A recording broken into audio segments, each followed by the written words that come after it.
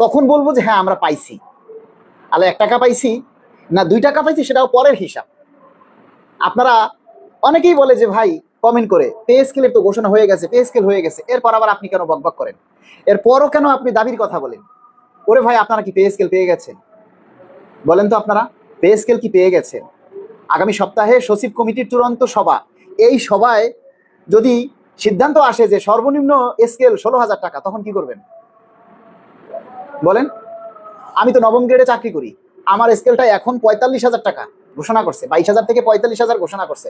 আমারটা কমলে না হয় 5,000 কমবে, 40,000 হবে, 40,000 হবে। তা 40,000 যদি হয়, 45 থেকে 5,000 কমে যদি 40,000 হয়, আমার লস হবে না? 40,000 লাগে আমার সার্ভিস বেনিফিট সবকিছু যোগ করলে 65,000 উপরে আমার বেসিক হবে। আপনার 16,000 টাকা যদি হয়, 20,000 টাকাকে কমাইয়া যদি 16,000 টাকা করে, আপনি কত পাবেন বলেন? আপনি কত পাবেন? আপনাদের মতো হারামজাদারা, হারামখোররা আছে বলেই আমাদের দাবিগুলি আদায় হয় না।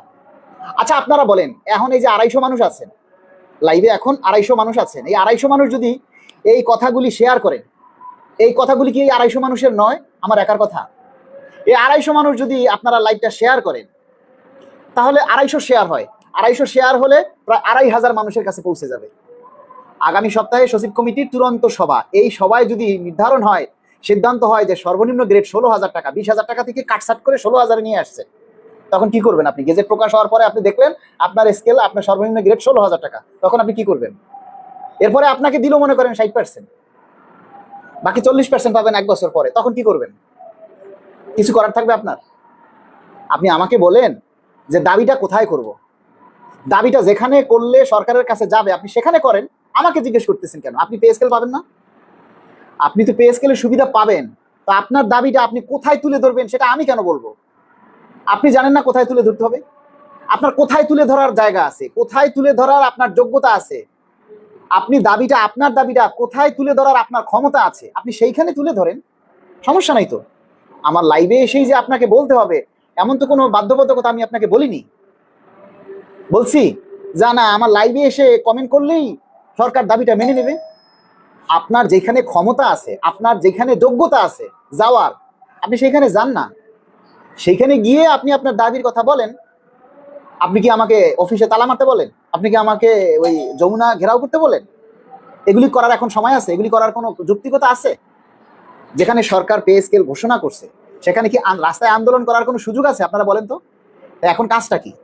কাজটা হচ্ছে আমাদের দাবিগুলি তুলে ধরা। তা আমাদের দাবিগুলি তুলে ধরতে হলে সোশ্যাল মিডিয়া ছাড়া তো আমাদের দাবিগুলি তুলে ধরার কোনো সুযোগ নেই। আমরা কি প্রধানমন্ত্রীর কার্যালয়ে যাব প্রতিদিন দাবির কথা বলতে? আমরা তো প্রধানমন্ত্রীর সাক্ষাৎকার চাইছি, কই পাইনি তো। আচ্ছা বলেন, এই সরকার যখন ক্ষমতায় আসে, এই সরকার ক্ষমতায় আসার আগে ছিল অন্তর্বর্তী সরকার, তার আগে ছিল আওয়ামী লীগ সরকার। আমরা আওয়ামী লীগ সরকারের সময়ও মানববন্ধন করছি, মহাসমাবেশ করছি। অন্তর্বর্তী সরকার আসার পরও আমরা মানববন্ধন করছি, মহাসমাবেশ করছি, বিভিন্ন দাবি দেওয়া আন্দোলন করছি। কোনো লাভ হয়েছে? হ্যাঁ, লাভের ভিতরে হয়েছে তখন পে কমিশন গঠন হয়েছে। তো পে কমিশন গঠন হয়েছে, এরপরে এই সরকার আসার পর সেই পে কমিশনের রিপোর্ট পড়ে রয়েছে, কোনো কাজ হচ্ছে না। আবার আমরা আন্দোলন শুরু করছি এই সরকার আসার পর। এই সরকার আসার পর আবার যখন আমরা আন্দোলন শুরু করছি, তখন সরকার সচিব পর্যায়ের যে কমিটি সেটাকে আবার পুনরায় পুনর্গঠন করেছে। পুনর্গঠন করার পরে আবার কাজ শুরু হয়েছে। আমরা আন্দোলন করছি কল্যাণ সমিতি। আমরা ছাড়া আপনারা আর কাউকে দেখতেছেন যে আপনাদের এই দাবির কথাগুলি তুলে ধরতে, বলতে, প্রচার করতে?